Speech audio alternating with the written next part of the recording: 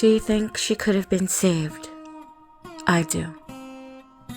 Norman, Oklahoma, June 29th, 2017. A quote from Kailee Mcmullen. Daddy, you made me really uncomfortable the other night. When we were drinking, you got in the bed with me and Mom and you touched me inappropriately. Maybe you don't remember it, but I do. It made me sad and confused and disgusted as a whole. He responded all he remembered was his wife pulling out a pistol on him and wiping blood from the hallway. Remember his response. This was from Ronald McMullen, 43 years old, known as Ronnie. He had an unnatural obsession with his daughter.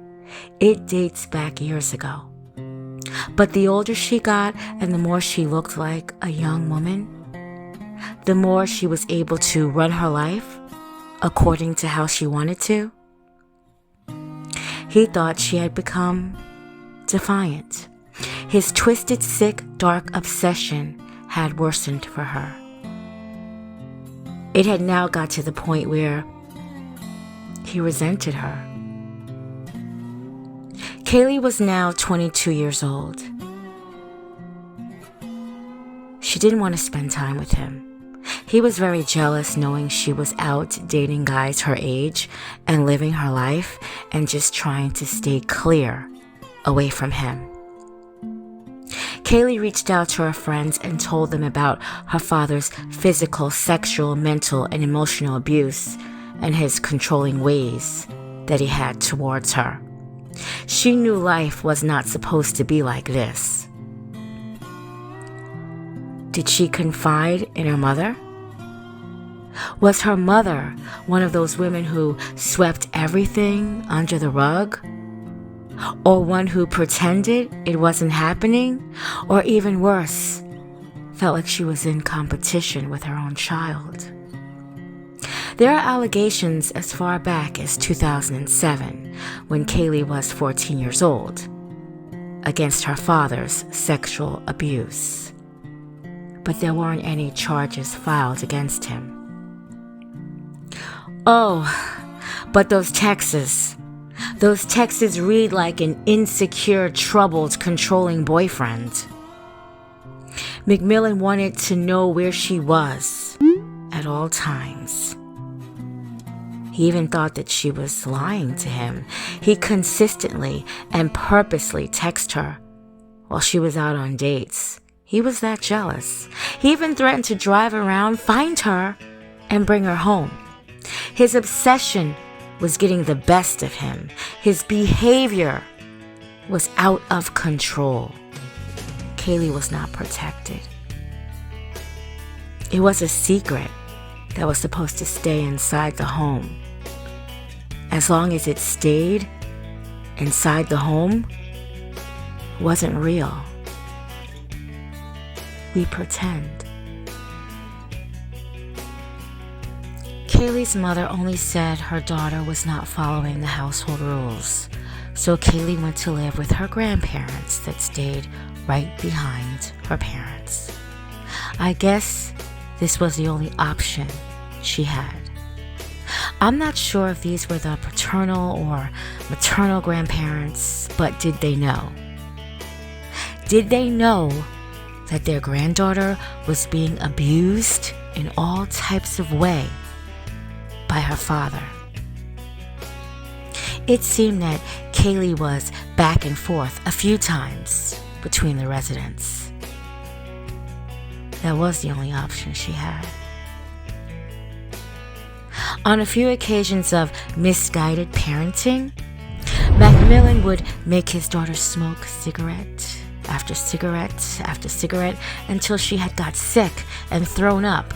This was his attempt to get her not to smoke. He texted his daughter. He asked her to come and drink a bottle of vodka with him, and she did. That night, Kailee vomited. This would actually be argued in court to be parenting attempts to get her not to smoke and drink. She texted her friends that night and she told them that her dad had tried to touch her again inappropriately. What type of parenting attempt was that? She texted her friends this made her feel disgusting. The fact that her father claims he could never remember, that made things worse. Do you know Kailee actually thought that maybe he was that intoxicated that he really didn't remember what he was doing or know what he was doing? She was doing anything not to see that the man that had helped create her, to give her life, was a monster. Kailee even told an ex-boyfriend her dad would crawl in bed with her and she would pretend she was asleep, hoping he would go away, but he didn't. Kailee did not keep this abuse a secret. She told everyone who would listen, which makes my heart ache for her even more. She was now 22 years old. She was scared. I'm going to give her the benefit of the doubt. She had gotten a job when she returned back. I'm hoping that she was saving money so that she could get as far away from her father as she could. I don't even think Kailee even wanted her father to go to jail. I think that she just wanted him to stop. In 2013, after graduating Norman North High School, Kailee attended college in Louisiana, but then she would move back with her parents in 2015, and it started up again, back and forth, from her parents' residence to her grandparents' residence.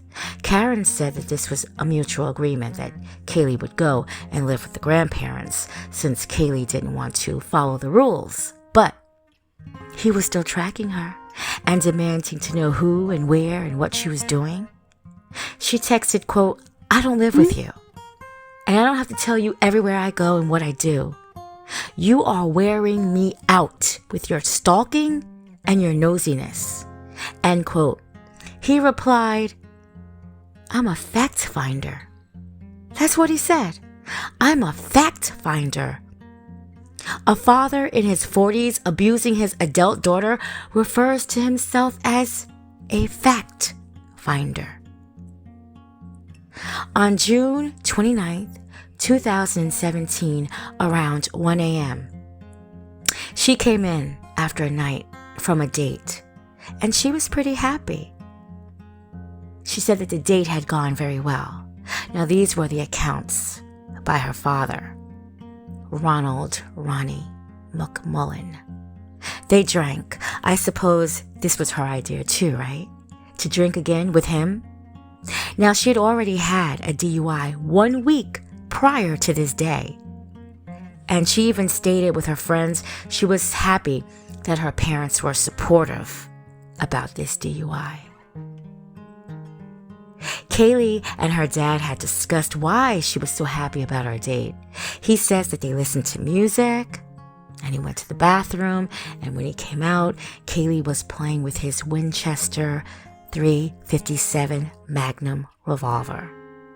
She asked, was it loaded? He said it didn't matter, and he went to take the gun from her, and then pop! She shot herself in the face. That's what her father says. Those were his accounts. We can't get Kailee's accounts because Kailee died. But the crime scene suggests her body had been moved and blood had been cleaned up. It was even said by an investigator who overheard McMullen telling his wife, quote, I did this, end quote. Even though he claims he didn't remember much after the shooting, he never remembers anything after something so devastating happens. The investigators said based on the stippling of the gun, someone had to be further away from her face in order to pull the trigger. She could not have done that. It's because she didn't do that. Kailee was believed to have been shot between 5:15 a.m. and 5:30 a.m. He called his wife first. She's a nurse. And then the emergency services were called at 5:42 a.m.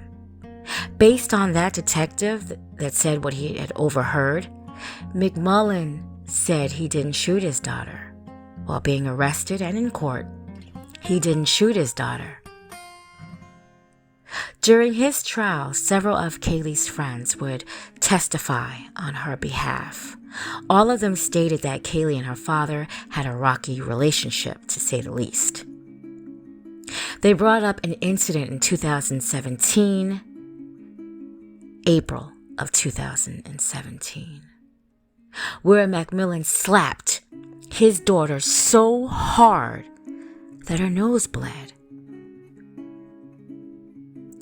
Kailee's friends testified that Karen McMullen came to Kailee's defense and pulled that pistol out on him after he did that. But Karen testified that it didn't happen.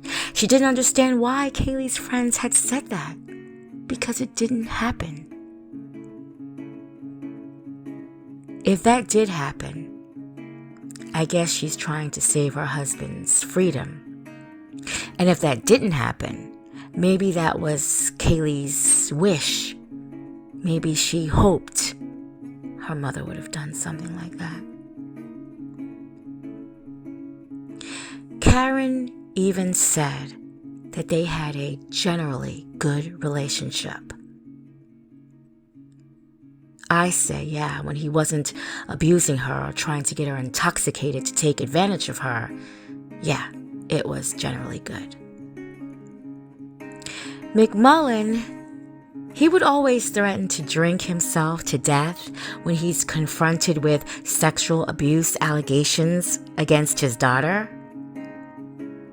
He would always threaten to drink himself. He would text her about drinking and doing drugs, and he would apologize for being so needy and weird. A lot of text messages were taken off of Kailee's phone 3 months prior to her own death. Her responses had already been deleted off his phone. Even though both sets of grandparents were disgusted by what happened, this family knew that something was going on with Ronnie. Really? Why didn't anyone help to put this man in prison before he would take Kailee out? They knew he was going to end up there anyway. She may have been still living today. Why did it have to get like this? Why was everyone so afraid to confront this creep? Kailee was young. Kailee was scared. Kailee was confused. Kailee was upset. Kailee was a mess. At this point, she could have gone to the police and pressed charges. So much could have been done. But she just really wanted this to stop within her family. That's all she wanted. She wasn't whispering. She was screaming for help. It's a relief to know that he was sentenced to life with no parole. So all he has now, while he sits in that little cell, is his sickening memories that hurt his daughter daily. I looked in the comments and a lot of people think that Karen should be in jail right along with him. Do you? In these court documents and statements, she was protecting her man to the very end. She should have protected Kailee. I said what I said. Ronnie McMullen, My daughter is shot. Your daughter was shot? Yes, just come to this address, please. Sir, do not hang up. Did she do it to herself? Yes. 20, okay. Is there any way she can still be alive? I don't know. Thank you. I don't know what to do. Okay, sir, I'm trying to help you. Try and stay calm, okay? Just come here. Sir, they are on the way. You talking to me is not slowing them down, okay? Okay. Okay, where is she shot at? In the face. How old is she? 22. Okay. Can you see her breathing at all? No. Okay. Is she cold or changing color? Do you know? I don't know. Okay. I just don't know. Okay. Are you able to go to her to find out if she's breathing? Yes. Okay, let me know when you are by her.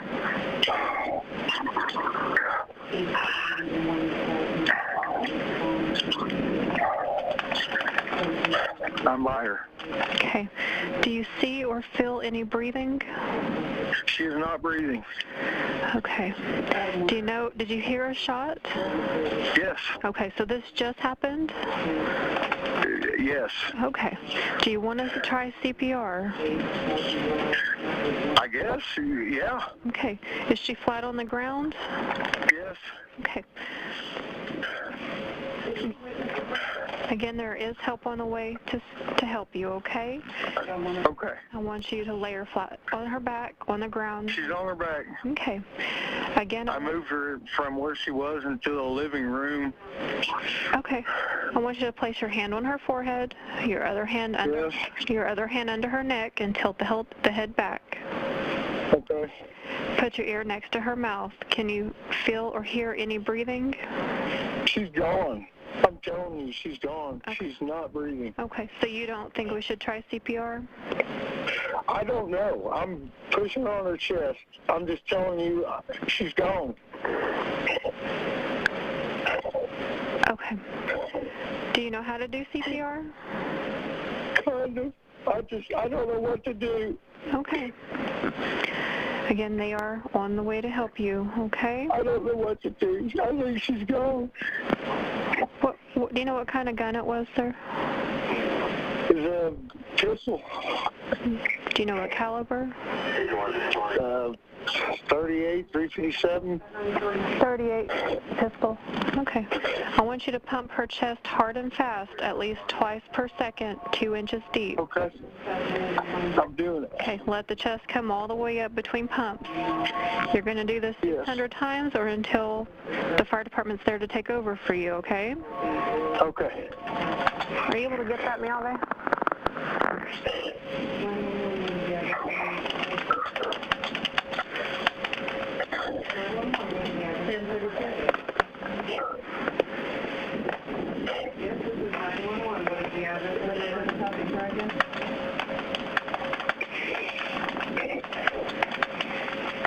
Okay. Are you able to count out loud so I can stay aware of where you're at? Okay, 3, 4, 5, 6, 7, 8, 9, 60, 1, 2, 3, 4, 5, 6, 7, 8, 9, 70. Okay, at least twice per second, okay? We need to speed up just a little bit. Okay. Hard and fast, at least twice per second and 2 inches deep, Yes. okay? Yes. My wife is there. My wife's a nurse. She's performing CPR. Your wife is doing CPR now? Yes. Okay. Is she going to be calm enough to do CPR, sir? She's doing CPR. Okay.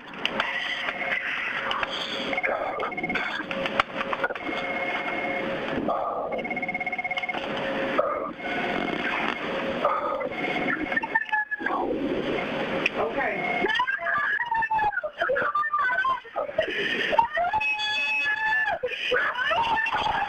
Can I get off the phone now? If you can lay it down so I can hear this thing. I cannot hear you. If you can just keep an open line with me, okay? I'm just going to get off the phone. I can hear the sirens. My wife is here. Okay. They'll be here in a minute. Sir, is the door unlocked for them? Yes. All right. Okay.